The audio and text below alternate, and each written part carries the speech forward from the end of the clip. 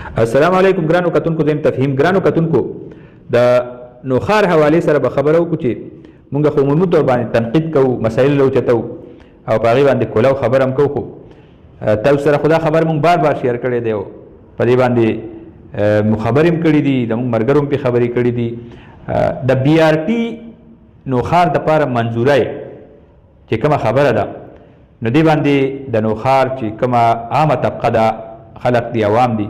هغه ډیر زیات خوشحال دي او جذباتي ماحول دی. د دې حالاتو کې چې خلکو خپل گاډي ګرځول، موټر سایکل ګرځول، دا نه صرف ګران شوي دي بلکې اسمبالول هم په بازارونو کې، په دفترونو کې، په پارکونو کې او ډیره لویه مهمه وي. د نوخار د ممبران اسمبلی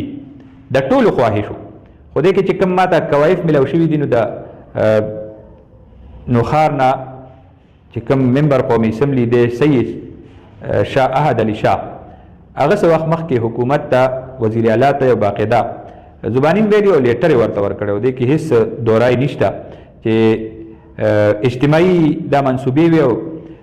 دې باندې فوکس پکارو. نو سید شاه احد علي شاه دا لیټر دی او په دې باندې باقاعده وزیر اعلی ته ریکویسټ کړی چې موږ ته دا څلور چې کوم کارونه دي نو دا داسې کارونه دي چې دا د زرګونو خلکو، لکونو خلکو د هغې مشترکه کار دی او په دې باندې توجه کوي. هغې کې لومبنی سر فهرست پرایارټي کې چې کوم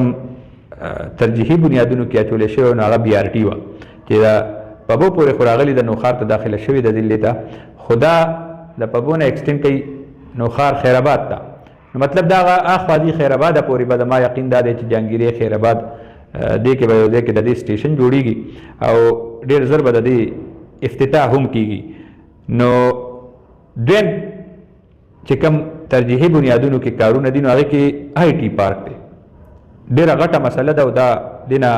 عام طبقه چې کم نوجوانان دي، سټوډنټان دي، پروفیشنل خلک دي، دی د دې نه خبر دي چې آی ټي پارک مطلب تا بیرونی دنیا سره کنیکټ کول، تا ته مقدر کول، په انټرنیټ باندې زده کړه، هغې باندې کاروبار کول، بیرونی دنیا سره روزګار کول، تعلیم حاصلول، ډېر څه کارونه پې کېږي. د دې لپاره ریکویسټ یې کړی.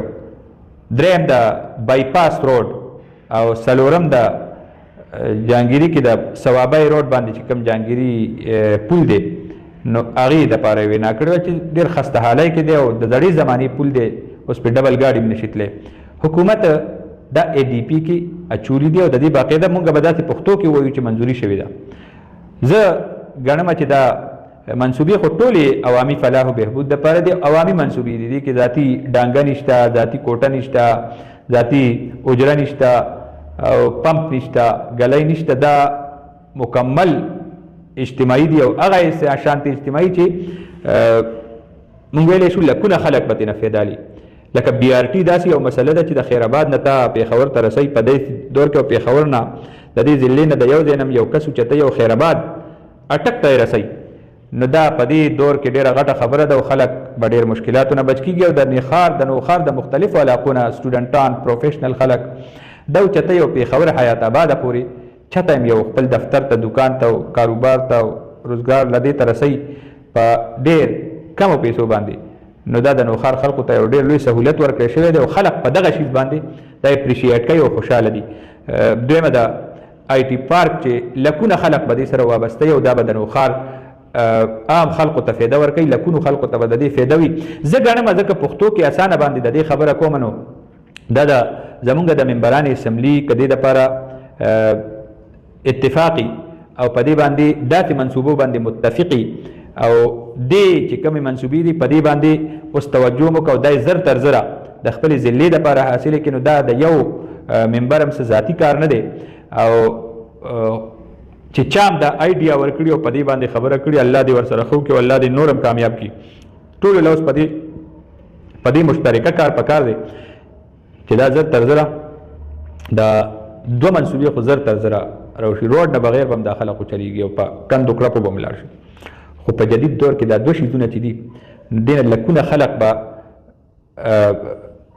مطلب هغوی ته به فایده رسي او